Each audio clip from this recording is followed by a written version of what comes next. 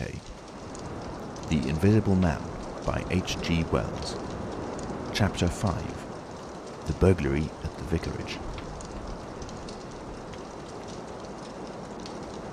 The facts of the burglary at the vicarage came to us chiefly through the medium of the vicar and his wife. It occurred in the small hours of Whit Monday, the day devoted in Iping to the clubbed festivities. Mrs. Bunting, it seems, woke up suddenly in the stillness that comes before the dawn, with the strong impression that the door of their bedroom had opened and closed. She did not arouse her husband at first, but sat up in bed, listening. She then distinctly heard the pad, pad, pad of bare feet coming out of the adjoining dressing room and walking along the passage towards the staircase. As soon as she felt assured of this, she aroused the Reverend Mr. Bunting as quietly as possible. He did not strike a light, but putting on his spectacles, her dressing gown, and his bath slippers, he went out onto the landing to listen. He heard quite distinctly a fumbling going on at his study desk downstairs, then a violent sneeze. At that he returned to his bedroom, armed himself with the most obvious weapon, the poker, and descended the staircase as noiselessly as possible. Mr. Bunting came out on the landing. The hour was about 4, and the ultimate darkness of the night was past. There was a faint shimmer of light in the hall, but the study doorway yawned impenetrably black. Everything was still except the faint creaking of the stairs under Mr. Bunting's tread and the slight movements in the study. Then something snapped, the drawer was open, and there was a rustle of papers. Then came an imprecation, and a match was struck, and the study was flooded with yellow light. Mr. Bunting was now in the hall, and through the crack in the door he could see the desk and the open drawer and a candle burning on the desk, but the robber he could not see. He stood there in the hall, undecided what to do, and Mrs. Bunting, her face white and intent, crept slowly downstairs after him. One thing kept Mr. Bunting's courage, the persuasion that this burglar was a resident in the village.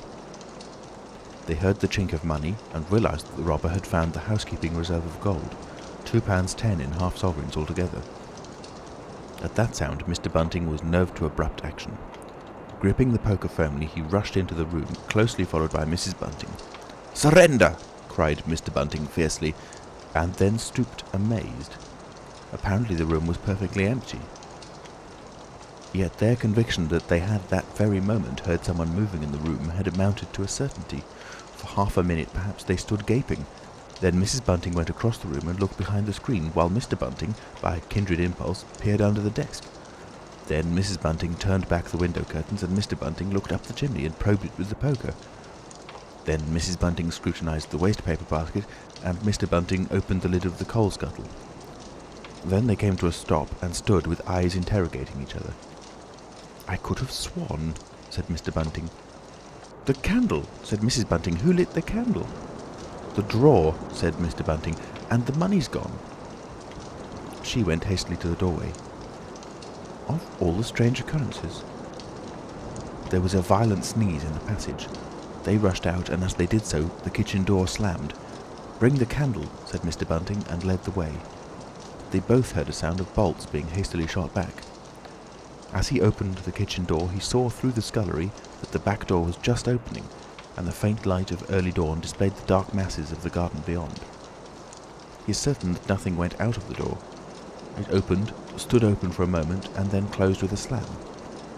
As it did so, the candle Mrs. Bunting was carrying from the study flickered and flared. It was a moment or more before they entered the kitchen. The place was empty. They refastened the back door, examined the kitchen, pantry, and scullery thoroughly, and at last went down into the cellar. There was not a soul to be found in the house, search as they would. Daylight found the vicar and his wife, a quaintly costumed little couple, still marvelling about on their own ground floor by the unnecessary light of a guttering candle. Chapter 6. The Furniture That Went Mad. Now it happened that in the early hours of Whit Monday, before Millie was hunted out for the day, Mr. Hall and Mrs. Hall both rose and went noiselessly down into the cellar. Their business there was of a private nature, and had something to do with the specific gravity of their beer. They had hardly entered the cellar when Mrs. Hall found she had forgotten to bring down a bottle of sarsaparilla from their joint room. As she was the expert and principal operator in this affair, Hall very properly went upstairs for it. On the landing he was surprised to see that the stranger's door was ajar. He went on into his own room and found the bottle as he had been directed. But returning with the bottle, he noticed that the bolts of the front door had been shot back, that the door was in fact simply on the latch. And with a flash of inspiration, he connected this with the stranger's room upstairs and the suggestions of Mr. Teddy Henfrey. He distinctly remembered holding the candle while Mrs. Hall shot these bolts overnight. At the sight he stopped, gaping, then with the bottle still in his hand went upstairs again. He rapped at the stranger's door. There was no answer. He rapped again, then pushed the door wide open and entered. It was as he had expected. The bed, the room also, was empty. And what was stranger, even to his heavy intelligence, on the bedroom chair and along the rail of the bed were scattered the garments, the only garments, so far as he knew, and the bandages of their guest. His big slouch hat even was cocked jauntily over the bedpost. As Hall stood there, he heard his wife's voice coming out of the depth of the cellar, with that rapid telescoping of the syllables and interrogative cocking up of the final words to a high note, by which the West Sussex villager is wont to indicate a brisk impatience. "George, you got what I want?" At that he turned and hurried down to her. "Janny," he said over the rail of the cellar steps, "'tis the truth what Henfrey says. He's not in his room, he ain't, and the front door's unbolted." At first Mrs. Hall did not understand, and as soon as she did, she resolved to see the empty room for herself. Hall, still holding the bottle, went first. "If he ain't there," he said, "his clothes are. And what's he doing without his clothes then? 'Tis a most curious business." As they came up the cellar steps, they both, it was afterwards ascertained, fancied they heard the front door open and shut, but seeing it closed and nothing there, neither said a word to the other about it at the time. Mrs. Hall passed her husband in the passage and ran on first upstairs. Someone sneezed on the staircase. Hall, following 6 steps behind, thought that he heard her sneeze. She, going on first, was under the impression that Hall was sneezing. She flung open the door and stood regarding the room. "Awful a curious," she said. She heard a sniff close behind her head as it seemed, and turning, was surprised to see Hall a dozen feet off on the topmost stair. But in another moment he was beside her. She bent forward and put her hand on the pillow and then under the clothes. "Cold," she said. "He's been up this hour or more." As she did so, a most extraordinary thing happened. The bedclothes gathered themselves together, leapt suddenly into a sort of peak, and then jumped headlong over the bottom rail. It was exactly as if a hand had clutched them in the centre and flung them aside. Immediately after, the stranger's hat hopped off the bedpost, described a whirling flight in the air through the better part of a circle, and then dashed straight at Mrs. Hall's face. Then as swiftly came the sponge from the washstand, and then the chair, flinging the stranger's coat and trousers carelessly aside, and laughing dryly in a voice singularly like the stranger's, turned itself up with its 4 legs at Mrs. Hall, seemed to take aim at her for a moment, and then charged at her. She screamed and turned, and then the chair legs came gently but firmly against her back and impelled her and Hall out of the room. The door slammed violently and was locked. The chair and bed seemed to be executing a dance of triumph for a moment. Then abruptly everything was still. Mrs. Hall was left almost in a fainting condition in Mr. Hall's arms on the landings. It was with the greatest difficulty that Mr. Hall and Millie, who had been roused by her scream of alarm, succeeded in getting her downstairs and applying the restoratives customary in such cases. "'Tis spirits," said Mrs. Hall. "I know 'tis spirits. I read in papers of tables and chairs leaping and dancing." "Take a drop more, Jenny," said Hall. "'Twill steady ye." "Lock him out," said Mrs. Hall. "Don't let him come in again. I half guessed I might have known, with them goggling eyes and bandaged head and never going to church of a Sunday, and all they bottles. One it's right for anyone to have. He's put the spirits into the furniture, my good old furniture. 'Twas in that chair my very dear poor mother used to sit when I was a little girl. To think it should rise up against me now." "Just a drop more, Janny," said Hall. "Your nerves is all upset." They sent Millie across the street through the golden 5 o'clock sunshine to rouse up Mr. Sandy Wadgers, the blacksmith. Mr. Hall's compliments, and the furniture upstairs was behaving most extraordinary. Would Mr. Wadgers come round? He was a knowing man, was Mr. Wadgers, and very resourceful. He took quite a grave view of the case. "I'm damned if that ain't witchcraft," was the view of Mr. Sandy Wadgers. "You want horseshoes for such gentry as he." He came round greatly concerned. They wanted him to lead the way upstairs to the room, but he didn't seem to be in any hurry. He preferred to talk in the passage. Over the way, Huxter's apprentice came out and began taking down the shutters of the tobacco window. He was called over to join the discussion. Mr. Huxter naturally followed over in the course of a few minutes. The Anglo-Saxon genius for parliamentary government asserted itself. There was a great deal of talk and no decisive action. "Let's have the facts first," insisted Mr. Sandy Wadgers. "Let's be sure we be acting perfectly right in busting that there door open. A door on-bust is always open to busting, but you can't on-bust a door once you've busted in." And suddenly and most wonderfully, the door of the room upstairs opened of its own accord, and as they looked up in amazement, they saw descending the stairs the muffled figure of the stranger, staring more blankly and blankly than ever before, with those unreasonably large blue glass eyes of his. He came down stiffly and slowly, staring all the time. He walked across the passage, staring, and then stopped. "Look there," he said, and their eyes followed the direction of his gloved finger and saw a bottle of sarsaparilla hard by the cellar door. Then he entered the parlour and suddenly, swiftly, viciously slammed the door in their faces. Not a word was spoken until the last echoes of the slam had died away. They stared at one another. "Well, if that don't lick everything," said Mr. Wadgers, and left the alternative unsaid. "I'd go in and ask about it," said Wadgers to Mr. Hall. "I'd demand an explanation." It took some time to bring the landlady's husband up to that pitch. At last he rapped, opened the door, and got as far as, "Excuse me." "Go to the devil," said the stranger in a tremendous voice, "and shut that door after you." So that brief interview terminated. Chapter 7. The Unveiling of the Stranger.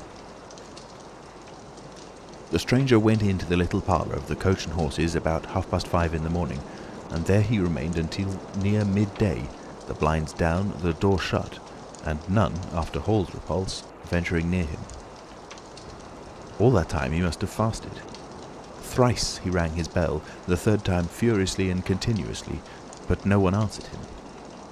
"Him and his go to the devil indeed," said Mrs. Hall. Presently came an imperfect rumour of the burglary at the vicarage, and two were put together. Hall, assisted by Wadgers, went off to find Mr. Shuttleforth, the magistrate, and take his advice. No one ventured upstairs.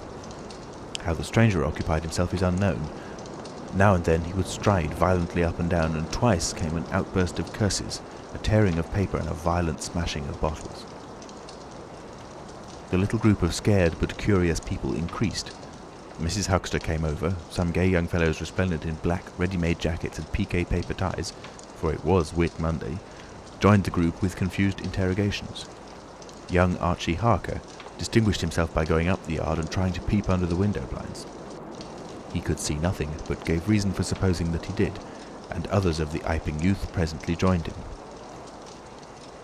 It was the finest of all possible Whit Mondays, and down the village street stood a row of nearly a dozen booths, a shooting gallery, and on the grass by the forge were 3 yellow and chocolate wagons, and some picturesque strangers of both sexes putting up a coconut shy. The gentlemen wore blue jerseys, the ladies white aprons, and quite fashionable hats with heavy plumes. Wodger, of the Purple Fawn, and Mr. Jaggers the cobbler, who also sold old second-hand ordinary bicycles, were stretching a string of Union Jacks and Royal Ensigns, which had originally celebrated the first Victorian Jubilee, across the road. And inside, in the artificial darkness of the parlour, into which only one thin jet of sunlight penetrated, the stranger, hungry we must suppose, and fearful, hidden in his uncomfortable hot wrappings, pored through his dark glasses upon his paper, or chinked his dirty little bottles, and occasionally swore savagely at the boys, audible if invisible, outside the windows. In the corner by the fireplace lay the fragments of 6 smashed bottles, and a pungent twang of chlorine tainted the air. So much we know from what was heard at the time and from what was subsequently seen in the room. At noon he suddenly opened his parlour door and stood glaring fixedly at the 3 or 4 people in the bar. "Mrs. Hall," he said. Somebody went sheepishly and called for Mrs. Hall. Mrs. Hall appeared after an interval, a little short of breath, but all the fiercer for that. Hall was still out. She had deliberated over this scene, and she came holding a little tray with an unsettled bill upon it. "Is it your bill you're wanting, sir?" she said. "Why wasn't my breakfast laid?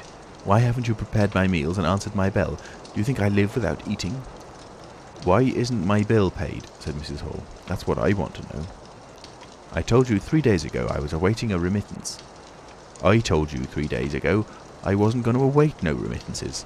You can't grumble if your breakfast waits a bit if my bill's been waiting these 5 days, can you?" The stranger swore, briefly but vividly. "Nar, nar," from the bar. "And I'd thank you kindly, sir, if you'd keep your swearing to yourself, sir," said Mrs. Hall. The stranger stood looking more like an angry diving helmet than ever. It was universally felt in the bar that Mrs. Hall had the better of him. His next words showed as much. "Look here, my good woman," he began. "Don't good woman me," said Mrs. Hall. "I've told you my remittance hasn't come." "Remittance indeed," said Mrs. Hall. "Still, I dare say in my pocket." "You told me 3 days ago that you hadn't anything but a sovereign's worth of silver upon you." "Well, I've found some more." "Hullo," from the bar.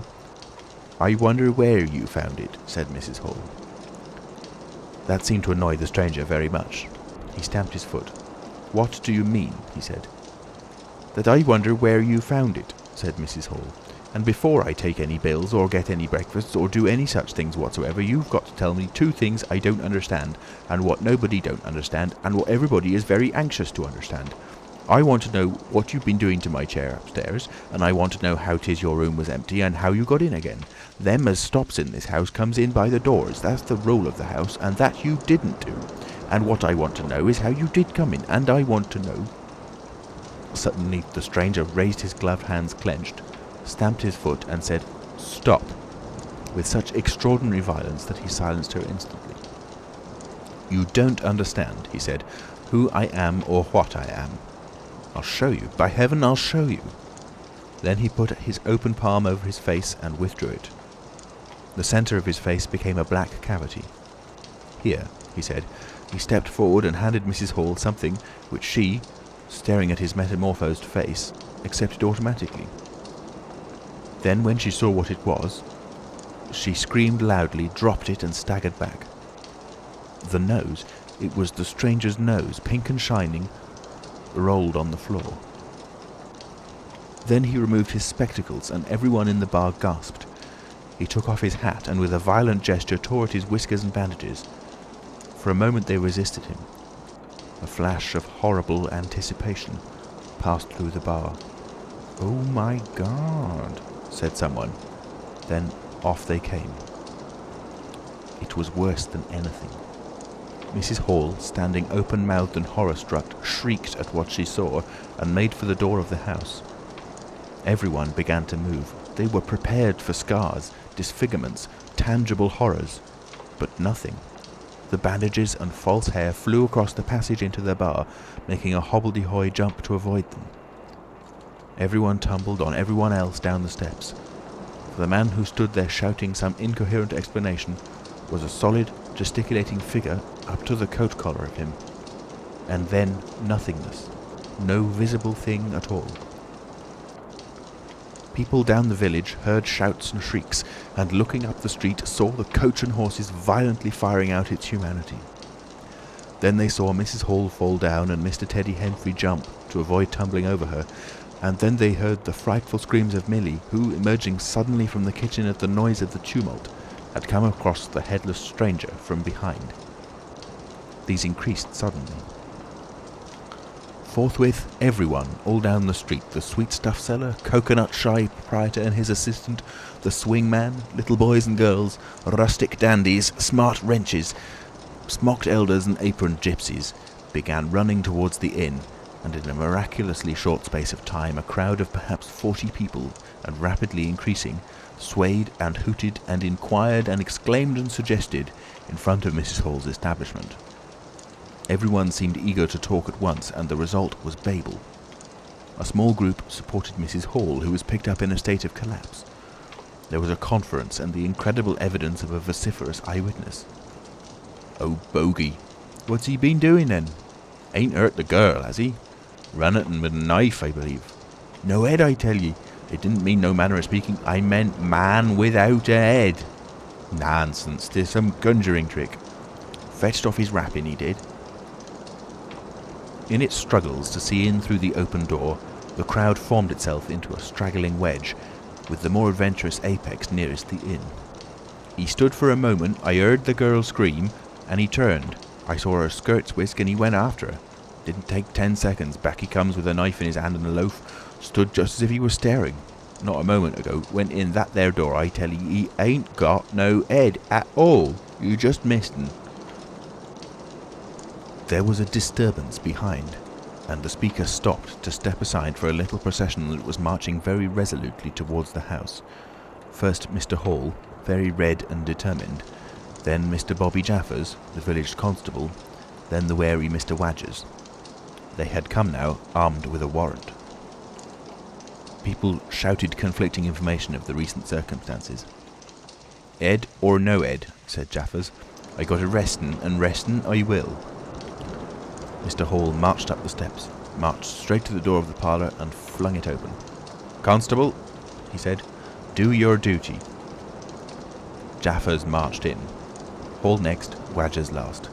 They saw in the dim light the headless figure facing them, with a gnawed crust of bread in one gloved hand and a chunk of cheese in the other. "That's him," said Hall. "What the devil's this?"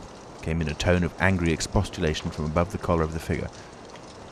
"You're a damned rum customer, mister," said Mr. Jaffers. "But Ed or no Ed, the warrant says body, and duty's duty." "Keep off," said the figure, starting back. Abruptly he whipped down the bread and cheese, and Mr. Hall just grasped the knife on the table in time to save it.